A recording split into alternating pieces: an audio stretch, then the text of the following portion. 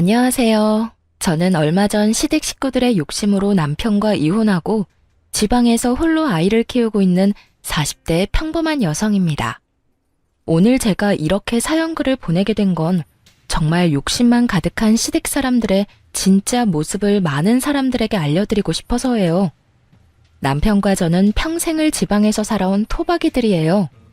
그러니 각자의 부모님들도 같은 지방에서 사시고 계시죠. 남편과의 결혼은 그냥 정해진 순서에 따른 결과였다고 생각해요.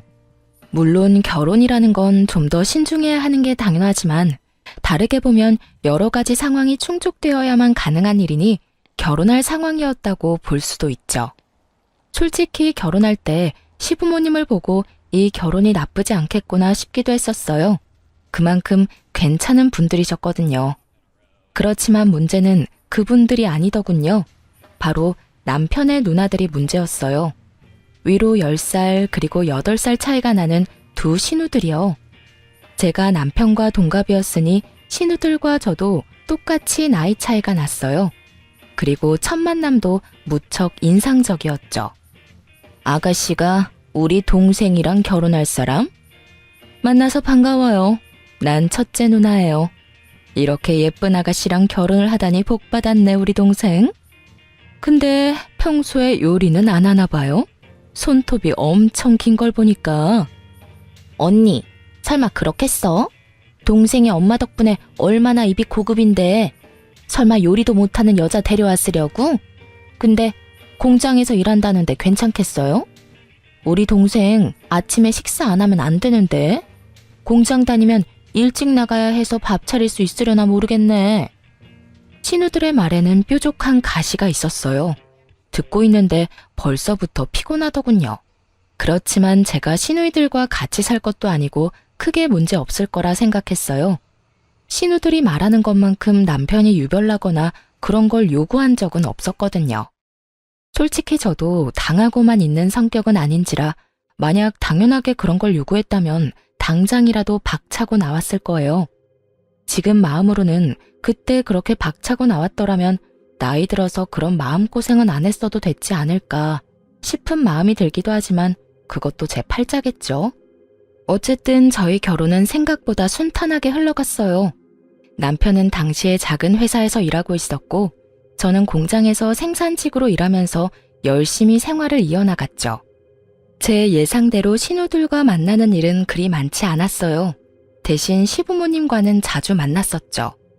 직장 일로 바쁜 저희들이 끼니를 잘 챙기지 못할까봐 항상 걱정하던 시모는 저희를 시부모가 운영하는 음식점에 항상 불렀어요. 시부모는 당시에 그 지역 주민들에게 인기가 많은 음식점을 운영하고 있었거든요. 그걸로 돈도 많이 버셨고 가게도 확장을 고민할 정도의 상황이었어요. 일주일에도 몇 번씩 남편과 저는 시부모의 가게에서 식사를 하고 담소도 나누고 좋은 시간을 보냈어요. 신우들과 만날 일도 크게 없었으니 마음도 편했죠. 시부모님들은 대화를 하면 할수록 좋은 분이었어요. 두 분도 함께 일을 하시는 상황이라서 그런지 모르겠지만 저희가 맞벌이로 힘든 상황을 모두 이해해 주시더라고요. 그리고 저희 결혼 후에 시부모님 가게도 본격적으로 입소문을 타기 시작하면서 바빠지기 시작했어요. 그래서 밥 먹으러 가는 것도 굉장히 죄송스러울 때도 있었거든요. 그럴 때는 주말에 시모를 위해 일을 도와드린 적도 많았어요. 제가 결혼 3년 차쯤 됐을 때 시부가 가게 쉬는 날 저희를 불렀어요. 집에 갔더니 시부모와 신우까지 모두 앉아 있었죠. 무슨 일인가 싶었는데 시모 입에서 나온 말들은 저희를 심란하게 만들었어요. 얘들아, 요즘 우리 가게가 많이 바빠. 그래서 직원을 뽑으려고 하는데 사람 뽑기 전에 우리 가족들 중에 원하는 사람들이 있는지 물어보려고 불렀다. 너희들한테는 굳이 우리가 하는 일 물려줄 생각은 없었는데 가게가 잘 되니 욕심이 나는 것도 사실이야. 너희들이 좋은 직장에서 일을 하고 있다면 이런 말도 안 했을 텐데 지금 큰애랑 작은애 둘 다 쉬고 있지 않니? 돈 벌 생각으로 직원으로 들어올 생각은 없어? 시모의 말에도 일리는 있었어요. 장사가 어느 순간부터 잘 되기 시작하니 좀 아까웠겠죠. 그런데 그것만 보고 덤비기에는 무척 힘든 일이었어요. 옆에서 봐왔으니 더 잘 알 수밖에요. 일찍 일어나서 밑준비를 해야 하는 건 물론이고 늦게까지 있어야 하는 그 일들을 섣불리 시작하기에는 다들 마음이 가지 않았을 거예요. 게다가 큰 신우는 전업주부고 작은 신우도 파트타임으로 일을 하고 있었으니 누구 하나 맡아 하기를 꺼리는 눈치더라고요. 저는 생산직으로 일하고 있으니 해당 사항 없다고 생각해서 저는 그냥 가족회의에 참석하는 느낌으로 듣고 있었어요. 엄마 마음은 이해하는데 굳이 그렇게까지 해야 돼요? 그래봐야 조그만한 가게고 잘 돼봐야 거기서 거기지. 그리고 나는 엄마도 알다시피 박서방이 좀 예민하잖아. 반찬 냄새 묻혀서 집에 들어가면 얼마나 난리를 치겠어요? 큰 신우의 말을 듣던 시모가 작은 신우를 쳐다봤어요. 우리도 안 돼요. 엄마 생각해봐요. 나 파트타임으로 일도 하고 그 뒷시간은 애들 봐야 해서 또 바쁘고. 그리고 나처럼 약한 사람이 힘든 가게 일을 어떻게 해. 아무리 봐도 나한테는 무리예요. 그러면 아무도 안 하겠다는 거냐? 그러면 옳게 가면 되지. 공장 다니는 것보다는 엄마네 집에서 일하는 게 훨씬 낫지 않아? 갑자기 저한테도 화살이 돌려지자 저도 당황했어요. 저는 그래 옳게. 그게 좋겠네. 어차피 공장 일도 힘들잖아. 그럴 거면 그냥 어머니 도와서 일하면 딱 될 것 같은데. 공장에서 일한다고 돈 많이 주고 그런 거 아니잖아. 그리고 가족끼리 일하는 게 얼마나 편한데 그렇게 해줄 거지? 거의 반강제로 떠밀다시피 저를 설득하려 하더군요. 솔직하게 말해서 저는 싫었어요. 공장 일을 엄청 좋아해서 한 건 아니지만 그 일이 이미 익숙했고 무엇보다 시댁이잖아요. 아무리 좋은 사람이라도 모르는 사람과 일하면 트러블이 생기는데 시부모님과 같이 일하면 그런 일이 생겼을 때 풀 수 있을 상황도 아니고 모조리 제가 감당해야 한다는 게 너무 싫었거든요. 그래서 저도 거절의 말을 꺼냈어요. 형님, 잘 다니는 직장을 그만두는 것도 이상하잖아요. 게다가 어머님 일하시는 거 보니 가벼운 마음으로 시작해도 될 일도 아니고. 그러니까 올케가 제격이지. 결혼한 지 얼마 안 됐으니까 빨리 가족이 돼야 하잖아. 그러면 같이 일하는 게 최고야. 올케라면 믿고 맡길 수도 있어서 더 좋지. 생각해봐. 공장이 얼마나 힘든데. 조금만 더 늙으면 그 일 못할걸? 근데 우리 엄마 봐. 아직까지 얼마나 정정하셔? 그러니까 제발 올케가 맡아줘, 응? 큰 신우와 작은 신우가 말을 꺼낼수록 시모의 얼굴에 기대감이 마구마구 생기더군요. 그걸 보니 차마 못하겠다는 말도 못하겠더라고요. 시부모님이 나쁜 사람들이었으면 절대로 하겠다고 하지 않았을 텐데 워낙 자상하고 또 신중하신 분들이라 결국 제가 하기로 결정했어요. 그리고 신우들이 내게 일을 떠맡긴 것을 제외하면 그 말에 틀린 말은 없었으니까요. 공장에서 일하는 게 힘든 것도 사실이고 늙어서까지 하기에도 나쁜 직업이라는 것도 맞는 말이니까. 알겠어요. 그럼 제가 맡을게요. 제 입에서 그 말 한마디 나오기만 기다렸는지 신우들이 엄청 좋아하더군요. 물론 겉으로 티는 내지 않았지만 그렇게 제가 시부모 가게에서 일하기로 하고 가족회의가 끝났어요. 신우들은 귀찮은 일 제게 떠넘기고 기뻤는지 고맙다며 난리도 아니었어요. 그렇게 저는 시모, 시부와 함께 가게 일을 하게 됐어요. 처음 1년은 정말 무슨 일인가 싶을 정도로 일이 힘들어서 정신이 없었는데 그것도 익숙해지면 다 같은 일이라 그런지 점차 몸에 더 익어서 괜찮아지더군요. 그렇게 2년, 3년이 지나자 시모는 제게 가게 주력 메뉴의 레시피도 알려주고 점점 더 중요한 것들을 알려주기 시작했어요. 솔직하게 말해서 그냥 가게 도와주는 일이라고 시작했는데 시모가 점점 더 중요한 걸 알려줄 때마다 의아하게 생각하긴 했어요. 게다가 가게가 더 잘 되기 시작해서 확장을 한 뒤에는 생각보다 가게 값어치가 꽤 있다는 걸 깨닫기도 했고요. 어머님, 그런데 진짜 저한테 가게 레시피 다 알려주셔도 돼요? 응? 그게 무슨 소리야? 가게가 너무 잘 되잖아요. 이거 다 다음 사장한테 알려줘야 하는 거 아니에요? 왜 그때 저희한테는 가게에서 일할 사람 찾는다고 하셔서. 아, 그거 말이지? 그때는 그랬지. 잘 될 거라는 보장도 없고 그게 될 거라는 보장도 없었으니까.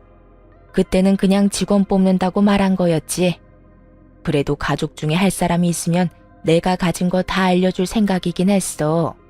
음식 솜씨라도 가지고 있으면 어디 가서 굶어 죽진 않을 테니까. 그리고 가게가 잘 되면 나랑 같이 일하는 사람한테 가게 물려줄 생각도 했었고. 가게를 물려줘요? 그래, 이렇게 잘 되는 가게 이왕이면 가족이 이어받아서 하면 좋잖니? 그때는 이렇게 확장까지 할 정도로 잘 될지 몰랐다만 그래도 네가 해준다고 해서 얼마나 다행인지 몰라. 내가 무슨 일이 생겨도 이제는 네가 사장이 되어 이끌어가면 되니까. 이 정도 규모면 부족함은 없이 살 수 있을 테고. 저는 시모의 말에 깜짝 놀랐어요. 뒤를 이어받으라는 말이 사장이 되라는 말이라고는 생각도 못했으니까요. 레시피 알려주면서 열심히 가르쳐 주실 때부터 이상하다고 생각했지만 진짜로 저에게 뒤를 잇게 할 거라고는 생각 못했거든요. 시모의 말에 마음이 좀 뭉클해졌어요. 그래서 저도 더 열심히 가게 일에 힘썼어요. 그런데 그 이야기를 듣고 몇 주 뒤에 큰 신우가 저한테 잠시 밖에서 만나자고 하더군요. 저는 가게로 오라고 했지만 시모 있는 데서는 하기 힘든 이야기라길래 저도 무슨 이야기를 하려나 싶어 큰 신우를 만나러 갔어요. 약속 장소에 도착했더니 큰 신우가 굉장히 화가 난 얼굴로 저를 기다리고 있더군요. 무슨 기분 나쁜 일이라도 있었나 하는 마음으로 말을 걸었는데 큰 신우가 대뜸 저한테 소리를 빽 질렀어요. 옳게, 어떻게 그럴 수가 있어? 네? 엄마 가게 말이야. 엄마가 올케한테 가게 물려주겠다고 했다며? 아니, 어떻게 그 가게를 올케한테 물려준다 그래? 뜬금없는 신우 말에 어이가 없는 건 저였어요. 애초에 두 딸한테 기회를 먼저 준 게 시모였고 그거 귀찮고 싫다고 저한테 떠밀었던 게 신우들이었으니까요. 그런 건 원래 딸들이 물려받는 게 당연하지. 어떻게 엄마랑 일하면서 그런 짓을 해? 아무리 돈에 눈이 멀어도 그렇지. 가게를 홀라당 가져갈 생각을 하냐고. 설마 그거 노리고 그때 일하러 들어가겠다고 한 거였어? 그때부터 작정했던 거냐고. 형님께서 무슨 이야기 하시는지 잘 모르겠네요. 그때 시어머니 밑에서 일하라고 등 떠밀었던 건 형님이잖아요. 그래서 제가 일 그만두고 들어가게 된 거고. 기억 안 나세요? 그랬긴 했지. 그렇지만 그때는 그냥 직원이었지. 그 가게 물려받는다는 거 알았으면 내가 했을 거야. 듣고 보니 참으로 욕심이 가득한 말이었어요. 그걸 숨길 생각도 없어 보였고요. 형님, 제가 하겠다고 한 게 아니라 어머님이 그렇게 정했다고 하신 거니까 어머님한테 여쭈어 보세요. 저한테 이러시는 거 시간 낭비고 서로 기분만 나빠질 뿐인 거 아시잖아요. 그 가게가 지금 당장 내 것인 것도 아닌데 왜 저한테 이렇게 화를 내는지도 모르겠고 이 상황 자체가 정말 어이없다고 생각하거든요. 제 말에 큰 신우가 새침한 표정으로 묻더군요. 그래, 그럼 내가 엄마한테 직접 이야기할게. 어떤 결과가 나오더라도 나한테 원망은 갖지 마. 큰 신우가 그 자리에서 시모에게 전화를 걸었어요. 스피커폰으로 전화를 거는 걸 보니 제 딴에는 시모가 딸한테 사장 자리를 물려줄 거라고 철석같이 믿고 있는 것 같더군요. 그렇지만 그렇게 될 리 없다는 걸 저는 잘 알고 있었어요. 여보세요? 네가 웬일이냐 이 시간에? 엄마, 다른 게 아니라 하나 물어보려고 전화했어요. 혹시 올케 말고 나한테 가게 물려줄 생각은 없어요? 올케가 엄마 밑에서 열심히 일한 건 아는데 그래도 사업은 피부치랑 해야지 며느리가 무슨 말이야. 그러다 걔네 이혼하면 어차피 남인데. 그러니까 내가 대신 들어갈게요. 지금이라도 배우면 되잖아요. 선 넘는 발언도 서슴없이 하는 큰 신우를 보며 저는 고개로 쯧쯧 혀를 찼어요. 왜냐면 저는 시모가 무슨 생각을 하는지 정확하게 알고 있었거든요. 음식점 사장이 애들 장난질이야? 가게 사장이 될 기회를 걷어찬 건 너희들이었어. 그런데 이제 와서 뭐? 나는 가게 소중하게 생각 안 하는 너희들한테 내 가게 맡길 생각 없다. 그리고 네가 가게에 대해서 뭘 알아? 여태껏 엄마 가게에 와서 도와준 적도 한 번이 없는 것이 무슨 가게 일을 넘겨받겠다고 난리야. 바쁘다는 동안 와서 도와준 건 네 올케뿐이었으니 가게는 며느리한테 물려주는 게 당연한 일이야. 네 아버지도 그렇고 나도 그렇고 며느리를 예비 사장으로 이미 확정했으니 다음부터 이런 일로 시끄럽게 굴지 마. 냉정한 시모의 말에 놀란 건 큰 신우였어요. 큰 신우는 시모가 딸이 아닌 며느리에게 가게를 물려준다는 게 도통 이해가 되지 않았나 보더라고요. 시모 성격을 전혀 생각지 못한 거였죠. 제가 옆에서 일하며 지켜본 바로는 성실한 자세, 책임감, 가게에 대한 관심, 딱 이 세 가지가 예비 사장의 덕목이었거든요.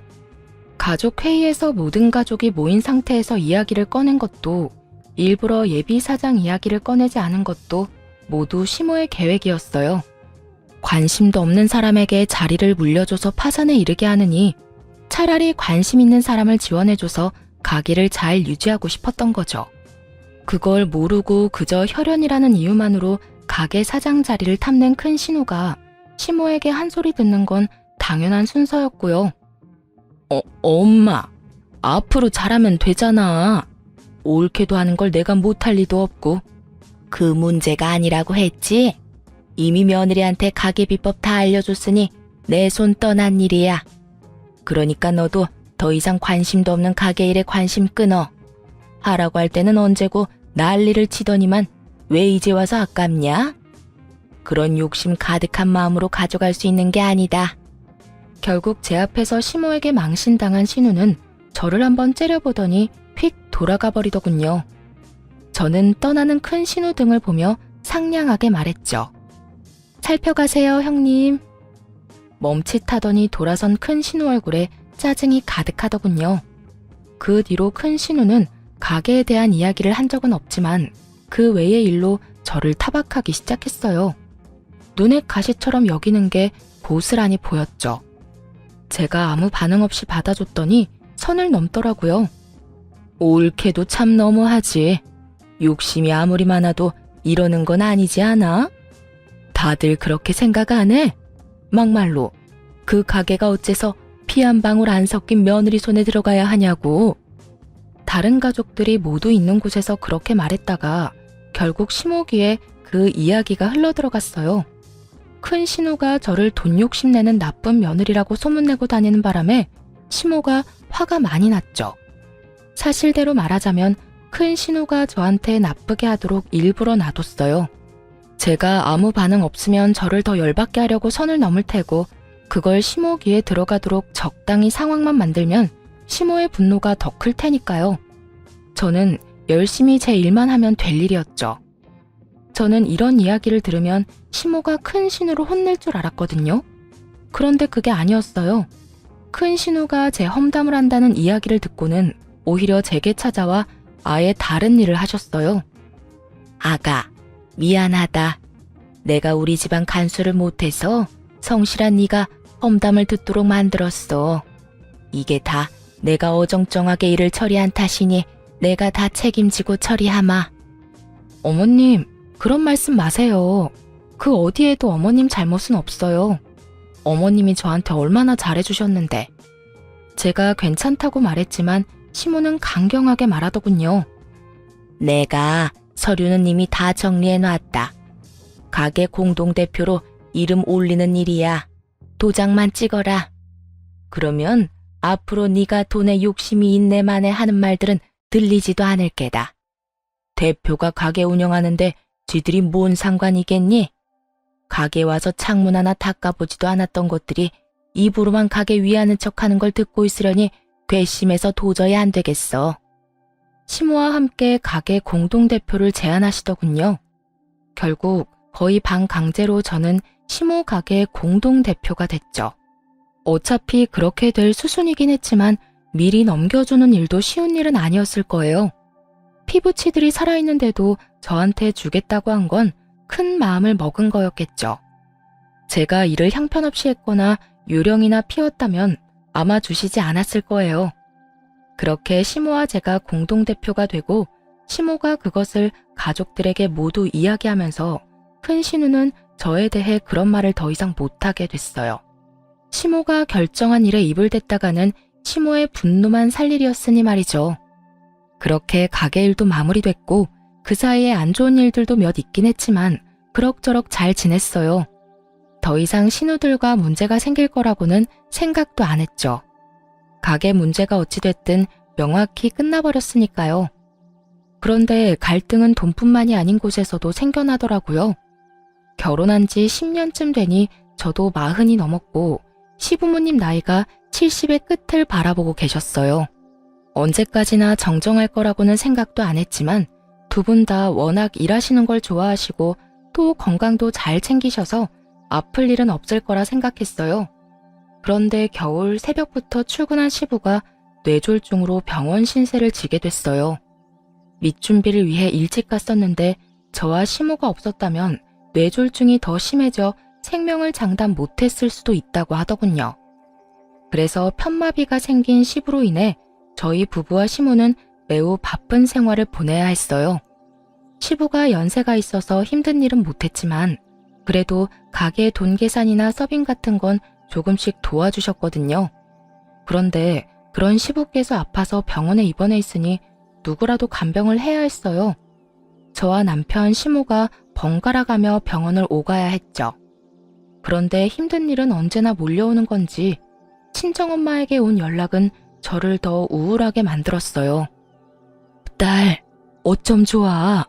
너희 아버지 계단에서 떨어졌어. 허벅지뼈가 부러져서 수술해야 된다는데 빨리 좀 와줘, 응?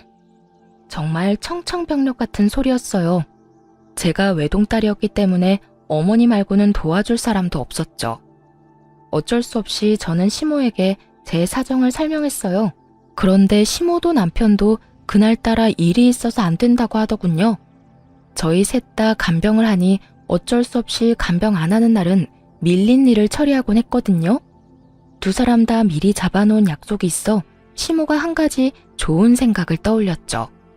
둘째야, 너 오늘 하루만 아버지 병간호 좀 하거라. 너 아버지 아프고 나서 한 번도 병간호 한 적 없지 않니? 앞으로 해달라고 안 할 테니 네가 오늘만 좀 봐줘. 시모 요구에 작은 신우도 별말 없이 따르는 듯 보였어요. 그렇게 저는 친정아버지 수술할 때 직접 병원에 갔고 놀란 친정어머니를 달래며 각종 보험을 알아봤어요. 그리고 저녁에 완전히 정신적으로 녹초가 되어 집에 돌아왔죠. 그런데 저녁 9시쯤에 작은 신우에게서 전화가 왔더군요. 저는 감사 인사라도 해야겠다 싶은 마음에 전화를 받았어요. 옳게, 어떻게 이럴 수가 있어? 어떻게 시어머니를 시켜서 자기를 나한테 떠넘겨? 그게 어디서 배워먹은 짓이야? 일이 있더라도 나한테 맡길 일이 아니지. 옳게도 며느리가 아니라 가족인데. 전화 받자마자 화내는 작은 신우의 목소리를 들으며 저는 한숨을 푹 쉴 수밖에 없었어요. 아, 형님. 저도 병간호 빼고 싶어서 뺀 게 아니에요. 친정아버지 대퇴골이 부러져서 수술을 해야 한다는데 그럼 어떻게 해요? 아시잖아요. 저는 외동이라 저희 집에 어머니가 의지할 만한 곳이 없어요. 그리고 형님, 아버님 안 보고 싶으셨어요? 간병이 아니라 아버님 얼굴 보는 자리라고 생각하시면 될 일을.